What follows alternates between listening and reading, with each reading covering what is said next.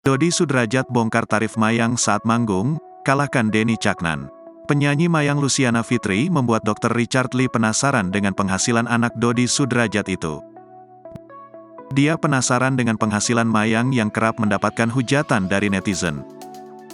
Akhirnya Dodi Sudrajat tak segan membocorkan harga Mayang sekali manggung. Dia mengatakan, anaknya akan mendapat 3 digit dalam sekali manggung.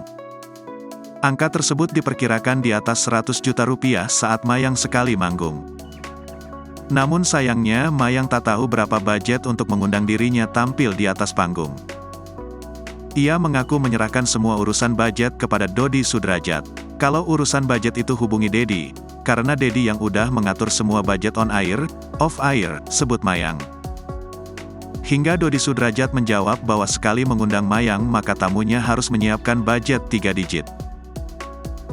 3 digit tersebut diantaranya Mayang akan menyanyikan 5 lagi bersama Niki Tirta.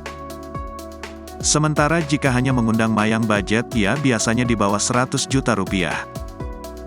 Namun Mayang nampak malu-malu ketika ditanya gajinya selama sebulan di dunia entertainment.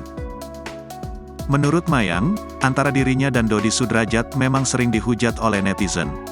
Namun Mayang mengakui bahwa dirinya bisa menjadi banyak uang karena dihujat.